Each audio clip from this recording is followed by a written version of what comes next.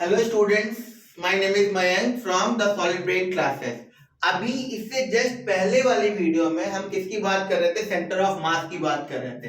तो centre of मास कौन सा पॉइंट होता है जहां पे बॉडी का सारा मास क्या होता है?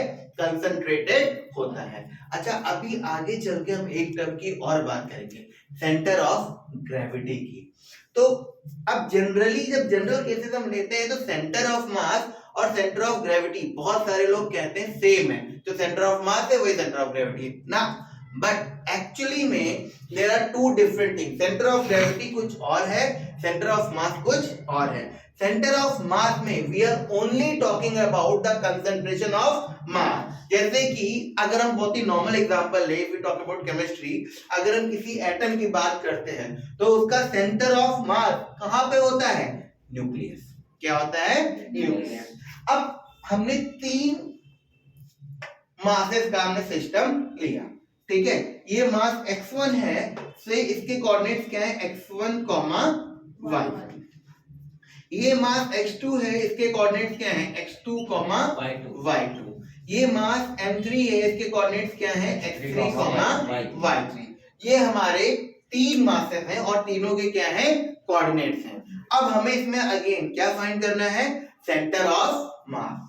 अभी जो लास्ट एग्जांपल हमने लिया था उसमें हमने सेंटर ऑफ मास केवल एक एक्सिस के अलोंग लिया था। अब ये देखो, एक्स एक्सिस के अलोंग भी है और वाई एक्सिस के अलोंग भी है, तो सेंटर ऑफ मास के भी कितने कोऑर्डिनेट्स होंगे? दो कोऑर्डिनेट्स होंगे। कितने कोऑर्डिनेट्स होंगे? टू कोऑर्डिनेट्स होंगे। एक होगा x और एक होगा y। तो हम कितने सेंटर ऑफ मास निकालेंगे? दो सेंटर ऑफ मास निकालेंगे। Okay, understood? तो अब देव आई गेस हमें बताएंगे कि XCM क्या होना चाहिए? Very good. M1 x1 plus M2 yes M2 x2 plus M3 x3। अब हम इसको डिवाइड करेंगे किससे? Upon 3m। तब भी होता अगर ये तीनों मास क्या होते? इक्वल होते। तीनों मास का सम क्या होगा यहाँ पे? m1 plus m2 plus m3। Understood? तो ये हमारा क्या हो गया? सेंटर ऑफ मास। अब राहुल आप बताइए, तो centre of mass y axis के अलोंग क्या हो जाएगा? Speak out. m1 x1 अब y के अलोंग की हम बात कर रहे हैं।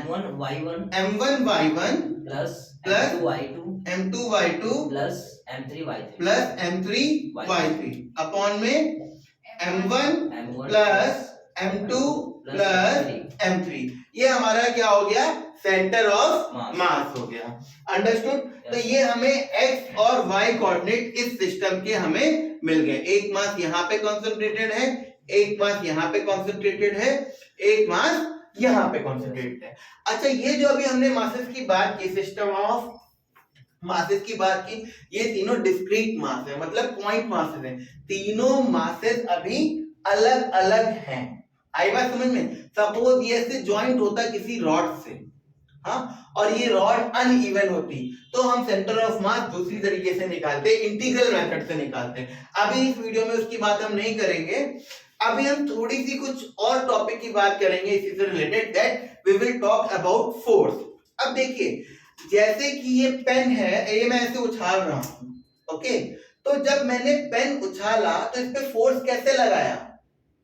फोर्स कैसे लगाया? स्ट्रेट डायरेक्ट अपवर्ड फोर्स लगाया। तो जो अप्लाइड फोर्स होता है, जो अप्लाइड फोर्स होता है वो सेंटर ऑफ मास पे लगता है और सेंटर ऑफ मास उसी डायरेक्शन के हिसाब से चलता है। आई मीन टू से, सपोज ये एक व्हील है, ये क्या है? व्हील है। इस पे अगर मैं क्या लगाऊं? कोई फोर्स लगाऊं, सपोज स्ट्रेट लाइन में ऐसे करके, मैं इधर को ऐसे करके फोर्स लगाता हूं, ठीक है, तो ये व्हील का सेंटर ऑफ मास हो गया। ओके, ये इसके स्पोक्स हो गए, मैं एक ही स्पोक लेके चल रहा हूं, ठीक है। जब मैं इसको ऐसे करके पुश करूंगा तो थोड़ी देर बाद ये स्पोक कैसा हो जाएगा? ये सिचुएशन हो जाएगी, है ना।